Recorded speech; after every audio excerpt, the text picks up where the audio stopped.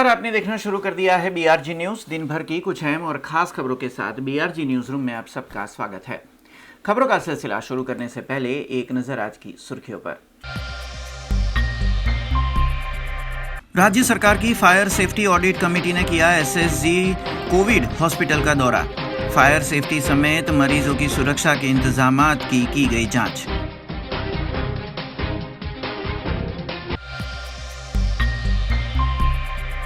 बड़ौदा में एक साथ 7 ऑर्गन डोनेशन का पहला किस्सा। 17 वर्षीय हालोल की लड़की की मृत्यु के बाद परिवार ने किया ऑर्गन डोनेशन।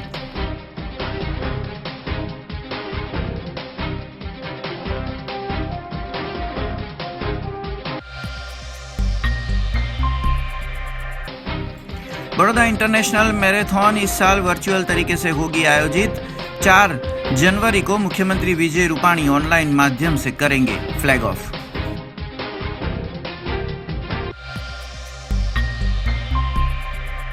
अब देखते हैं खबरें विस्तार से।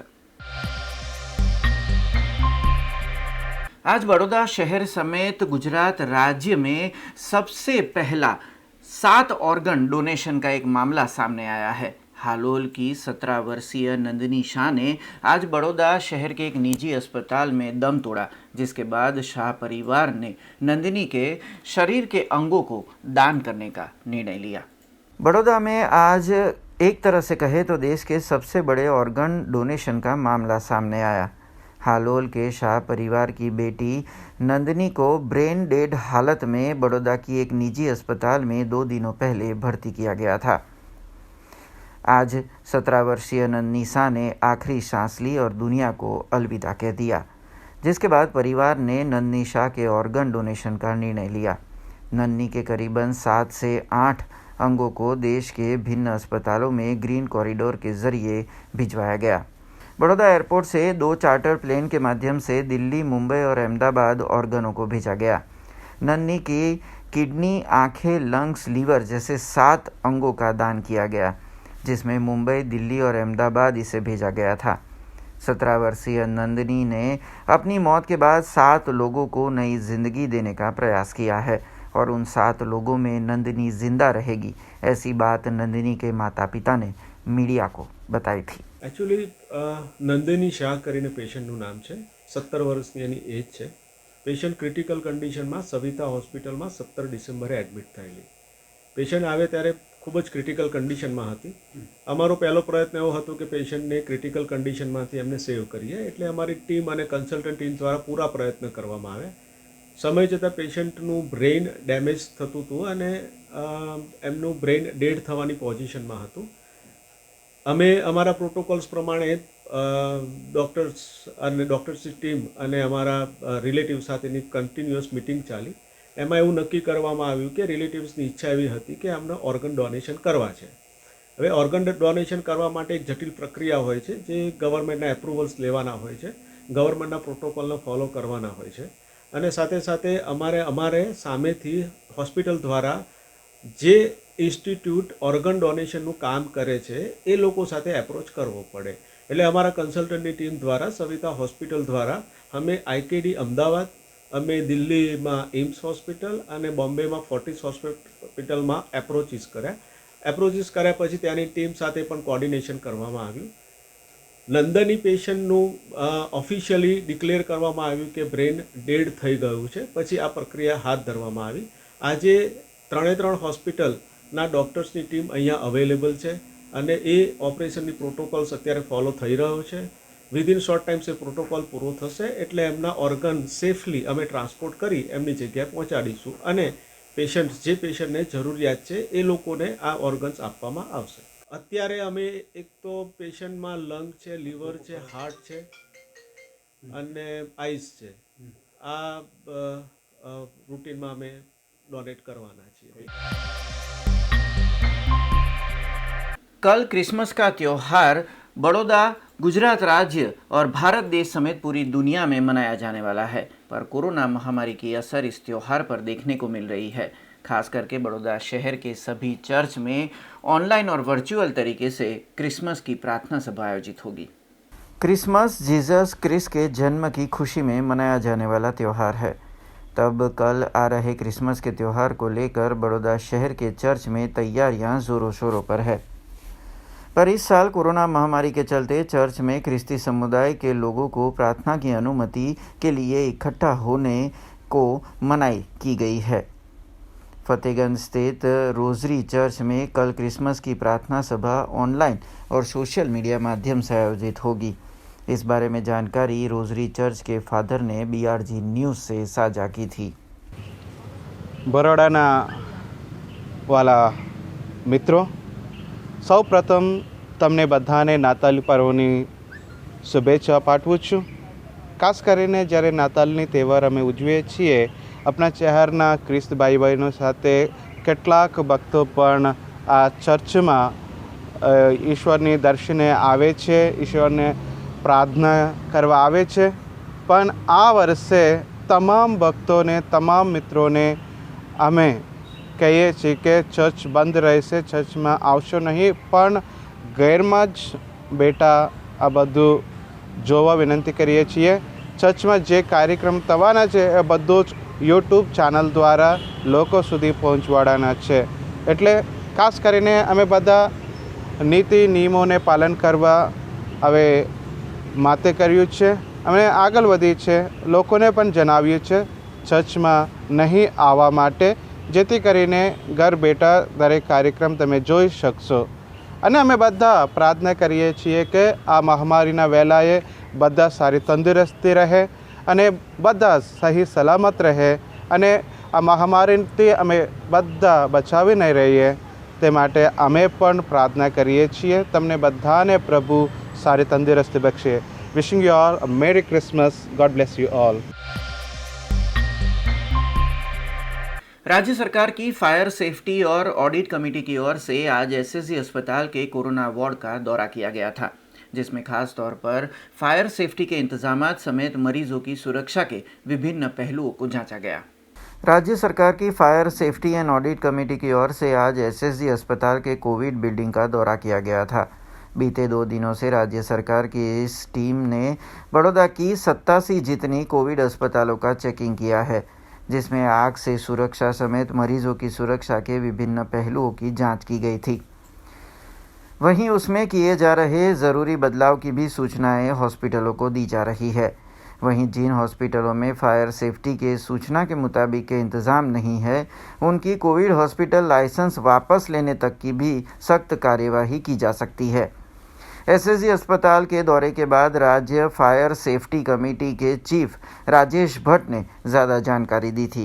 आज अवारनवार हॉस्पिटलों अंदर बनती घटनाओं संदर्भ में सरकारश्रीए जे फायर सेफ्टी ऑडिट कमिटी बनावेली है, ये આપણે કમિટી અત્યારે SSG હોસ્પિટલની મુલાકાત ઉપર છે। સર્ટન બાબતોનો વધારે સેફટી કેવી રીતે જનરેટ થાય, જાનહાની કેવી રીતે ટાળી શકાય, વધારે શું કરીએ તો કોઈ નુકસાન થતું અટકી શકે, એના તમામ બાબતોને ધ્યાનમાં રાખી અને જેટલા સલામતીના સૂચનો આપી શકાતા હોય, જ્યાં જ્યાં અમલવારી કરી શકાતી હોય, એ બાબતોની ચર્ચા કરી અને એના પોઈન્ટ્સનું ડિસ્કશન કરવામાં આવે છે। એનો વિગતવાર રિપોર્ટ જે બી તૈયાર થશે એ આપણે સરકારને સોંપવામાં આવશે કે જે કોઈ બી નિર્ણય રીતે આગળ લેવાનો છે સક્ષમ સંસ્થા સ્થાનેથી, એ અંગેની પણ સૂચના આપવામાં આવી રહી છે કે પહેલાં એકદમ નજીકના તબક્કામાં શું શું કરી શકાય, મધ્યમ ગાળામાં શું કરી શકાય અને એનું લોંગ ટર્મ પ્લાનિંગ શું હોઈ શકે, એ તે બાબતોનો તમામ વિસ્તૃત ચર્ચા કરી અને જે કોઈ પણ મેસેજ આપવાના હશે, સૂચના આપવાની હશે, એ અંગેની કાર્યવાહી કરવામાં આવી રહી છે। હા, લગભગ 78 હોસ્પિટલો સર, ટોટલ 75 આસપાસ, 75 હોસ્પિટલો કોવિડ અત્યારે ડેઝિગ્નેટેડ જે છે એને સૌથી મોટી પ્રાયોરિટી છે પહેલાં, અને પછી બાકીની તમામ, એકલું એવું નથી કે આ ફક્ત કોવિડ પૂરતું છે, તમામ હોસ્પિટલોનું ઇવેલ્યુએશન કરવામાં આવી રહ્યું છે। અત્યારે પ્રાયોરિટી પહેલાં પ્રાથમિક તબક્કે આપણે કોવિડ હોસ્પિટલોને આપી છે, એમાં બી જે ડેઝિગ્નેટેડ સેન્ટર્સ છે એનું સેफ्टी ऑडिट ચાલી રહ્યું છે। कृषि कानूनों के विरोध में किसानों समेत कांग्रेस पार्टी भी अब हमलावर हो रही है। तब बड़ौदा शहर कांग्रेस पार्टी की ओर से कल देर रात इस कृषि कानून के आंदोलन में मारे गए किसानों को श्रद्धांजलि दी गई थी और साथ में केंद्र सरकार और खास करके भाजपा सरकार पर प्रहार किए गए थे। कृषि कानूनों को वापस लेने की मांग के साथ किसानों के विरोध प्रदर्शन का आज 29वां दिन है। तब इस विरोध प्रदर्शन के दौरान कई किसानों की जान गंवाने की भी खबर सामने आ रही है। तब किसान दिन के मौके पर 30 शहीद किसानों को बड़ौदा शहर कांग्रेस पार्टी की ओर से श्रद्धांजलि दी गई थी, जिसमें न्याय मंदिर स्थित शहीद भगत सिंह चौराहे पर मोमबत्ती जलाकर किसानों को श्रद्धांजलि दी गई। वहीं केंद्र सरकार के कृषि कानूनों के खिलाफ विरोध भी जताया गया। આજનો દિવસ ખેડૂત દિન તરીકે ઓળખાય છે। ભારત દેશમાં જે રીતે હાલની પરિસ્થિતિ છે, ખેડૂત પોતાના અધિકાર માટે અને સરકાર પોતાની મનમાની માટે જે ખેડૂત વિરોધી 3 બિલ લાયા છે, જેને લઈને ખેડૂતોએ આંદોલન કરવું પડ્યું। આજે તમે જોશો લાખોની સંખ્યામાં ખેડૂતો રોડ પર આ કડકડતી ઠંડીમાં પોતાના અધિકાર માટે અહિંસક રીતે આંદોલન કરતા હોય અને જે ભારત દેશની વાત કરીએ તો કૃષિ પ્રધાન દેશ તરીકે ઓળખાતો હોય, ખેડૂત એ દેશનો તાત કહેવાતો હોય, તેમ છતાં સરકાર આંખો પર પાટા બાંધીને ખેડૂત પર અત્યાચારનું વલણ અપનાવ્યું છે। આ હિંસક આંદોલનમાં ભારત દેશના જે રીતે સરહદો પર રક્ષા કરીને જવાન શહીદ થતા હોય, એમ આ ખેડૂત દેશના લોકોને અનાજ પૂરું પાડતા હોય અને એમના અધિકાર માટે આજે એમના કડકડતી ઠંડીમાં આંદોલનમાં 30 જેવા ખેડૂતો શહીદ થયા હોય, તો ભારત દેશના નાગરિક તરીકે વડોદરા શહેર કોંગ્રેસ પરિવારે ખેડૂત દિવસ નિમિત્તે ભગતસિંહના પ્રતિમાની નીચે શ્રદ્ધાંજલિ રૂપે કેન્ડલ માર્ચ કરીને એમની આત્માને શાંતિ મળે અને સાથે સાથે અમે સરકારને પણ અપીલ કરીએ છીએ કે તમારી જીત છોડીને ને પ્રધાનમંત્રીને ખાસ અપીલ કરીએ છીએ કે તમે ભારત દેશના પ્રધાનમંત્રી છો, ભારત દેશના ખેડૂતનો અવાજ સાંભળવો એ તમારી નૈતિક જવાબદારી બને છે। પણ આજે તમારી જીતને લઈને ખેડૂતો રોડ પર આવ્યા હોય તો આજના દિવસે તમારે જાહેરાત કરવી જોઈએ કે જે તમે 3 બિલ લાયા છો એ અમે ખેડૂતના હિતમાં પાછા ખેંચીએ છીએ। પણ કોંગ્રેસ પરિવાર ખેડૂતોના સન્માનમાં અને જે 30 ખેડૂતો શહીદ થઈ ગયા છે એમને કેન્ડલ માર્ચ કરીને એમની આત્માને શાંતિ મળે એ અર્પણે શ્રદ્ધાંજલિનો કાર્યક્રમ રાખ્યો। बड़ौदा हाई स्कूल दंतेश्वर के शिक्षकों ने क्रिसमस का पर्व सामाजिक सेवा के जरिए आज मनाया था। बड़ौदा हाई स्कूल दंतेश्वर के परिसर में निर्माणाधीन इमारत में मजदूरी का काम करते परिवार के गरीब बच्चों को शिक्षकों की ओर से हंसी खुशी के पल दिए गए थे। शहर के बड़ौदा हाई स्कूल दंतेश्वर के शिक्षकों की ओर से समाज सेवा के जरिए क्रिसमस त्योहार मनाया गया। स्कूल परिसर में नए बिल्डिंग के निर्माण में मजदूरी करते परिवार के गरीब बच्चों को आज बड़ौदा हाई स्कूल दंतेश्वर के शिक्षकों ने हंसी खुशी के पल दिए थे, जिसमें गरीब बच्चों को पपेट शो के जरिए मनोरंजन दिया गया। वहीं प्री प्राइमरी के शिक्षकों ने विभिन्न काव्य पठन भी किया था। एक रंग बेरंगी टोपी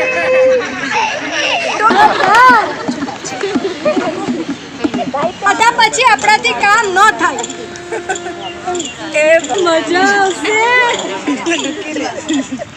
વાહ ઝાડ ઉપર જઈને બધા વાંદરાએ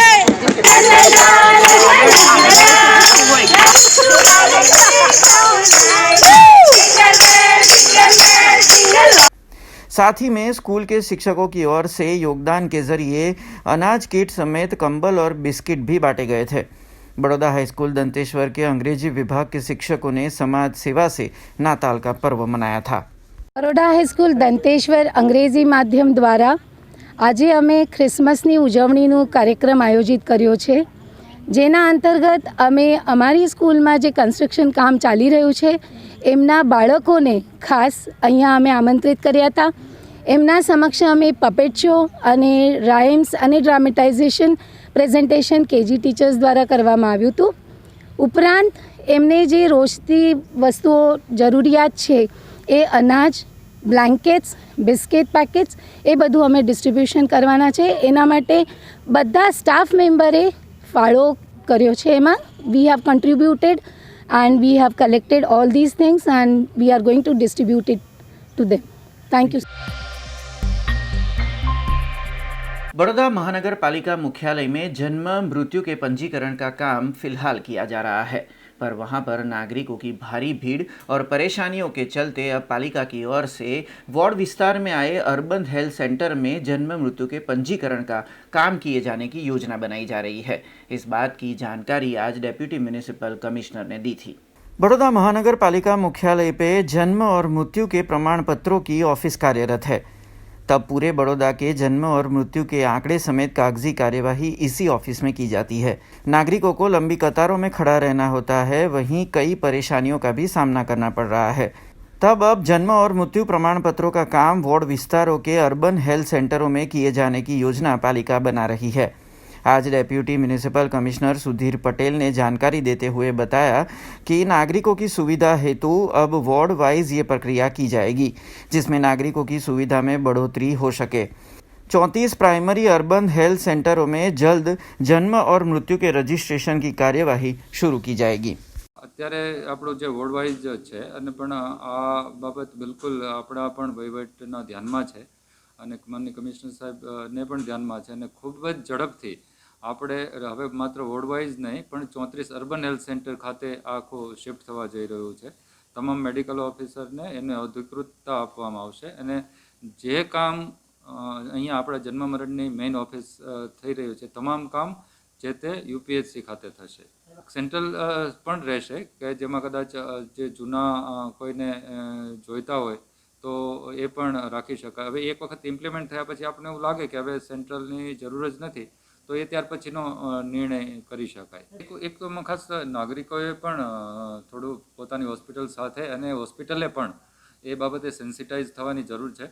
હોસ્પિટલ છે એમને તો બિલકુલ અનુભવી છે, કદાચ નાગરિકોને કદાચ ખબર ના હોય કે આવી કોઈ ભૂલ થાય, પણ હોસ્પિટલોએ જે તે નાગરિકો પાસે બિલકુલ એન્શ્યોર કરવું જોઈએ કે ભાઈ આ રીતનું તમારું નામ છે, તમે બિલકુલ ચેક કરી લો, આ રીતે જે નામ જશે એ જ રીતે થશે। આ હોસ્પિટલની જવાબદારી હું વિશેષ ગણું છું, પણ કદાચ નાગરિકોને પણ ખબર હોય તો નાગરિકોએ પણ એકવાર ચેક કરવું પડે કે આપણે જે રીતે આપણા સર્ટિફિકેટમાં માહિતી ઈચ્છીએ છીએ એ જ પ્રમાણે હોસ્પિટલને આપીએ અને એ જ પ્રમાણે હોસ્પિટલ છે એ આપણા જન્મ મરણ શાખામાં મોકલે। खबरों का सिलसिला यूं ही जारी रहेगा, पर उससे पहले लेंगे एक कमर्शियल ब्रेक। तो देखते रहिए बीआरजी न्यूज। बीआरजी ग्रुप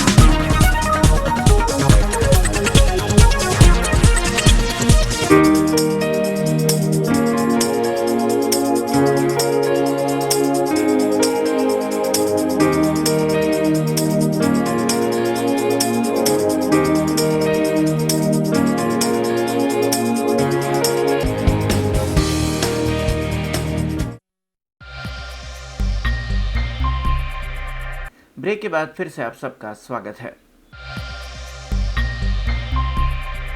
महाराजा साजीराव यूनिवर्सिटी मुख्यालय पर मॉक टेस्ट को लेकर हर रोज एक नया विवाद हो रहा है। AISA ग्रुप की ओर से आज यूनिवर्सिटी मुख्यालय पर धरना किया गया। साइंस फैकल्टी के 3rd ईयर और 5th ईयर के सेमेस्टर एग्जाम में मॉक टेस्ट ली जाने वाली है, जिसमें छात्रों को यूनिक आईडी और पासवर्ड अभी तक नहीं मिले, जिसके चलते AISA ग्रुप ने ये विरोध किया था। महाराजा साजीराव यूनिवर्सिटी के मुख्यालय पर आज एक और मॉक टेस्ट को लेकर विवाद हुआ, जिसमें साइंस फैकल्टी के 3रे और 5वें सेमेस्टर के इम्तहान से पहले लिए जाने वाले मॉक टेस्ट में कई छात्रों को यूज़र आईडी और पासवर्ड नहीं मिलने पर मामला गरमाया। तब AISA ग्रुप के सदस्यों की ओर से यूनिवर्सिटी मुख्यालय पर आज धरना प्रदर्शन किया गया और जब तक सभी छात्रों को यूज़र आईडी और पासवर्ड नहीं मिले तब तक मॉक टेस्ट स्थगित करने की मांग की गई थी।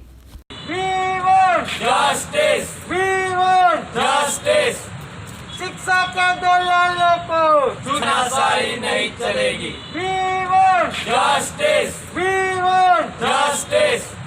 शिक्षा के आंदोलनों को जूते मारो આજે હેડ ઓફિસ ખાતે AISA ગ્રુપના વિદ્યાર્થીઓ દ્વારા સાયન્સ ફેકલ્ટીના સેમેસ્ટર 3 અને સેમેસ્ટર 5ના વિદ્યાર્થીઓની એક્ઝામ છે.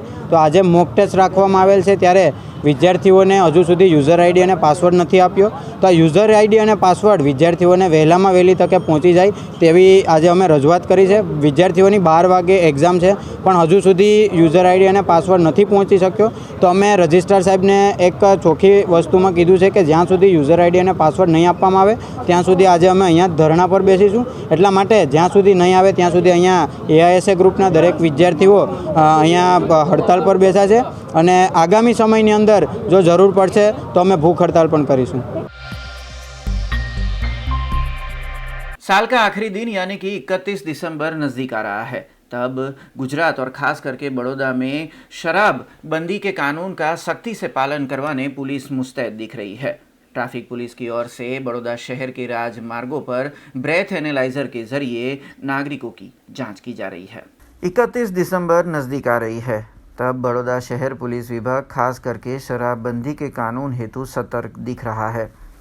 शहर में देर रात तक ट्रैफिक विभाग की ओर से चेकिंग राइड शुरू की गई है, जिसमें ब्रेथ एनालाइजर मशीन के जरिए वाहन चालकों की चेकिंग की जा रही है, जिससे नए साल में बड़ौदा में शराबबंदी के कानून की धज्जियां न उड़े. खास करके शहर के भीड़भाड़ वाले इलाकों में ट्रैफिक पुलिस की ओर से ये चेकिंग लगातार की जाने वाली है.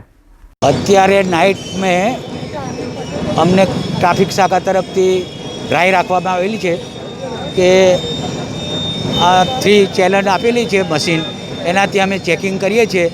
એટલે માણસ આ ભાડ ભીડમાં કોઈ પીધેલો છે કે નહીં એનું અમે ચેકિંગ કરીએ છીએ. 31 ક્રિસમસને ધ્યાનમાં રાખીને આ ચેકિંગ કરવામાં આવે છે. અલગ અલગ જગ્યા ઉપર ટીમો બનાવીને ફાળવેલા છે માણસો, એવી 10-12 ટીમો બનાવી છે અને માણસોને એવી રીતે સૂચના કરેલી. भाईली अवेयरनेस ग्रुप की ओर से आज जिला कलेक्टर को आवेदन दिया गया, जिसमें भाईली में बन रहे प्रधानमंत्री आवास योजना में स्थानिक निवासियों की अनदेखी किए जाने का आरोप लगाया गया. भाईली अवेयरनेस ग्रुप की ओर से आज जिला कलेक्टर को आवेदन दिया गया, जिसमें भाईली में आए AWS प्रधानमंत्री आवास योजना में भाईली के स्थानिक निवासियों की अनदेखी की जाने का और लघुमती कौम के लोगों को उन आवासों में मकान दिए जाने का आरोप लगाया गया. वहीं TP1 से TP5 के आवासों में स्थानिक निवासियों को मकान देने की मांग की जा रही है. अभी जो अलॉटमेंट लेटर दिए जा रहे हैं उसे रद्द किया जाए, ऐसी भी अपील भाईली अवेयरनेस ग्रुप की ओर से की गई थी. આ ભાયલી ઓજી વિસ્તાર છે, જે આઉટગોઈંગ વિસ્તાર છે, જે TP1થી શરૂઆત થઈને TP5 સુધીનો વિસ્તાર છે. એની માટે અમે આજે AWS પ્રધાનમંત્રી આવાસ યોજનામાં જે ફાળવેલ મકાન છે, લઘુમતી કોમને જે ફાળવેલ મકાન છે એની માટેની રજૂઆત કરવા આવ્યા છે. કારણ કે આ જે વિસ્તાર છે એ હિન્દુ બહુમતી ધરાવતો વિસ્તાર છે, અને અમે એવું જ ઈચ્છીએ છીએ કે ભાઈ હિન્દુ બહુમતી ધરાવતા વિસ્તારમાં શાંતિ જળવાયેલી રહે, અને અમે બીજી કોઈ પ્રકારની આગળ જઈ અને કોઈ બી પ્રકારની બીજી કોઈ અનિચ્છનીય ઘટના ના બને એ હેતુથી અમે લોકો આજે કલેક્ટરશ્રીને આવેદનપત્ર આપવા માટે આવેલ છે કે ભાઈ સરકારશ્રીને બી અમારું આ નિવેદન છે કે ભાઈ અમારી આ વાત ભાઈલી જે અમારા ટોટલ સિટીઝન્સ છે ભાઈલીના, જે મળીને અમે લોકો આ ભાઈલી અવેરનેસ ગ્રુપ જે બનાવેલ છે, જે અમે લોકોએ આ વસ્તુ એના માટે અમે આવેલ છે આજે બધા. કેટલા રહીશો આવ્યા છો? અને જો અમારી જોડે જે અત્યારે હાલમાં જોડાયેલ છે 45,000 થી 50,000ની સંખ્યા છે.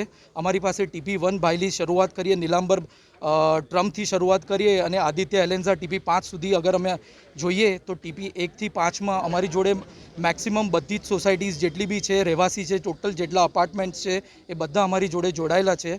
અને વધુને વધુ લોકો જેમ જેમ આ મુહિમ આગળ વધતી જઈ રહી છે એમ લોકો અમારી જોડે જોડાતા જઈ રહ્યા છે. એટલે અમે સરકારશ્રીને અમારી માંગ એ છે કે અમને કોઈ બી એનાથી કોઈના EWSથી કે અમને કોઈ બી જે બી યોજનાઓ છે, સરકારની યોજના છે, પ્રધાનમંત્રીની યોજના છે, જે બી એનાથી અમારે કોઈ બી જાતની કોઈ બી તકલીફ નથી. પણ અમારી ખાલી એટલી નમ્ર વિનંતી છે સરકારશ્રીને અને બધાને અમારી એક નમ્ર વિનંતી છે કે જે તે વિસ્તાર છે, જેનું જે તે વિસ્તારમાં જે આપણે પહેલેથી કરતા આવ્યા છે એ પ્રમાણે એ ધારા ધોરણ મુજબ તમે એ લોકોને અલોટમેન્ટ્સ કરો, એમને બીજે એમના અલોટમેન્ટ કરો. અમે એવું નથી ઈચ્છતા કે કોઈનું મકાન, કોઈને ફાળવેલ મકાન કોઈનું છીનવું નથી અમારે, પણ અમારી એટલી ઈચ્છા છે કે બીજે અમારો વિસ્તાર જે હિન્દુ બહુમતી ધરાવતો વિસ્તાર છે એની જગ્યાએ તમે એમને બીજે સ્થળાંતર આપો. बड़ौदा महानगर पालिका की अतिक्रमण विभाग की टीम ने बाजवाड़ा में आज निजी संपत्ति में अतिक्रमण हटाए थे, जिसको लेकर माहौल गरमाया था। स्थानिक निवासी समेत आगेवानों ने पालिका प्रशासन के अधिकारियों पर भ्रष्टाचार का आरोप लगाया था। पालिका के अतिक्रमण विभाग की टीम ने बाजवाड़ा में आज कार्यवाही की थी, जिससे स्थानिक निवासियों ने इसका विरोध किया और पालिका के खिलाफ इसमें गुस्सा फूट पड़ा। किसी निजी जगह पर बने निर्माण को अवैध ठहरा के अतिक्रमण विभाग की टीम ने आज उसे तोड़ दिया था। तब स्थानिक अग्रणी की ओर से इसमें पालिका के कर्मियों के भ्रष्टाचार का आरोप लगाया गया। वहीं निजी संपत्ति में पालिका की ओर से तोड़फोड़ किए जाने पर पालिका के अधिकारियों पर गुस्सा फूटता भी नजर आया। वहीं स्थानिक कॉरपोरेटर के दबाव से पालिका के चुनिंदा विभाग काम करते होने का भी आरोप लगाया गया था।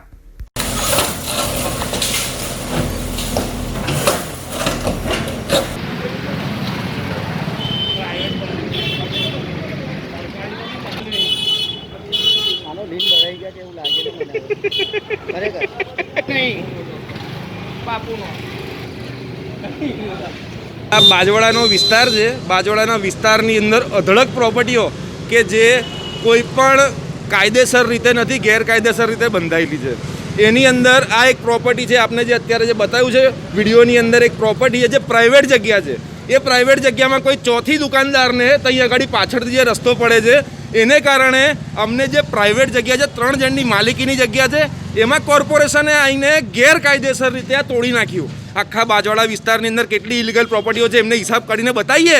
ત્યાં આગળ તમને નડતું નથી? તમારા બાપ લાગે છે કે ત્યાં આગળ તમે તોડતા નથી? અને અહીં આગળ જે લોકો બિચારા શાંતિથી રહે છે એ લોકોને આવીને હેરાનગતિ કરી છે, ખોટી રીતે આ લોકોએ તોડ્યું છે.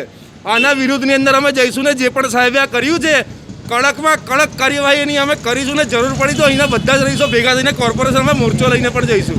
મારા પૂર્વ કાઉન્સિલરમાંથી એકાદો એમનો દલાલ છે કે એને પૈસા લઈને આ ધંધો કરાવડાયો છે, વારંવાર રજૂઆત કરવા માટે જતો હતો, એની પણ ઘરે મોરચો લઈને જવાનું થયું તો એની પણ ઘરે જઈશું. बड़ौदा शहर के मध्य में आए ऐतिहासिक इमारत न्याय मंदिर को सिटी म्यूजियम के रूप में रूपांतरित करने की मांग कई सामाजिक संस्थाएं कर रही है।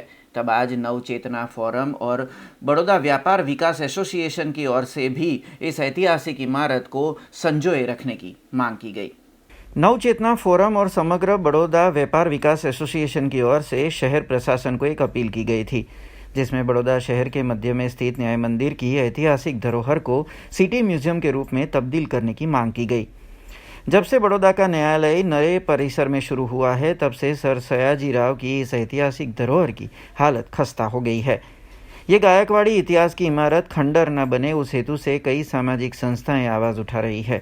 तब आज नवचेतना फोरम और व्यापार विकास एसोसिएशन ने भी जल्द न्याय मंदिर परिसर को सिटी म्यूजियम के रूप में रूपांतरित करने की मांग की थी।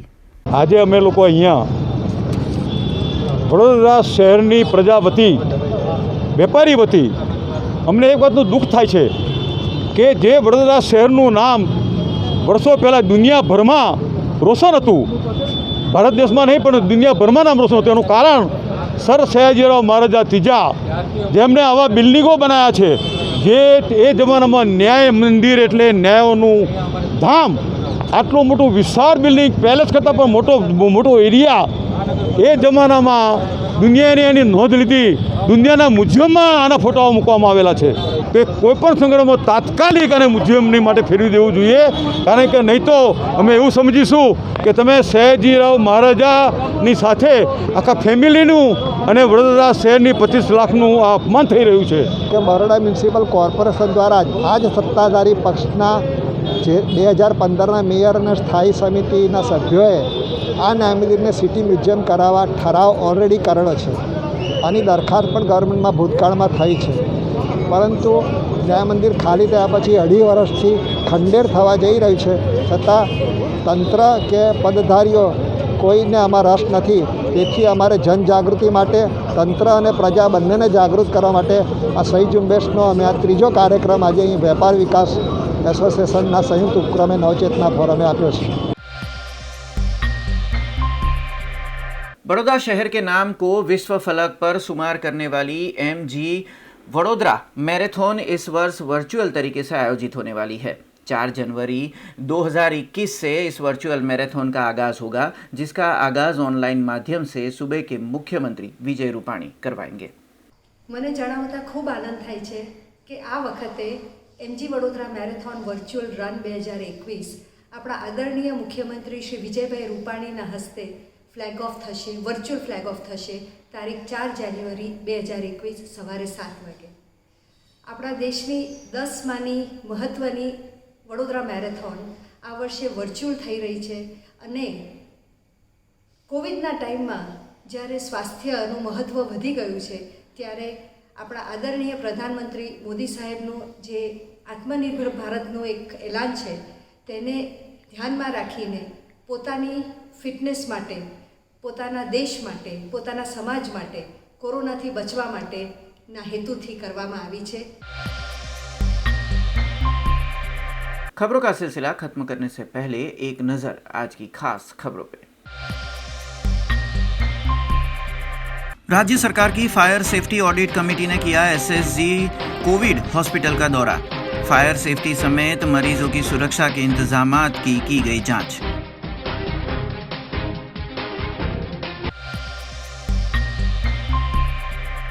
बड़ौदा में एक साथ 7 ऑर्गन डोनेशन का पहला किस्सा। 17 वर्षीय हालोल की लड़की की मृत्यु के बाद परिवार ने किया ऑर्गन डोनेशन।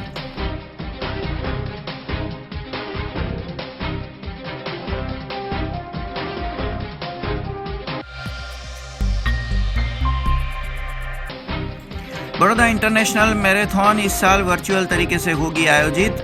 4 जनवरी को मुख्यमंत्री विजय रूपाणी ऑनलाइन माध्यम से करेंगे फ्लैग ऑफ।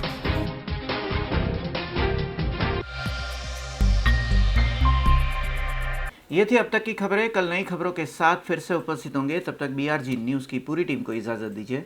नमस्कार।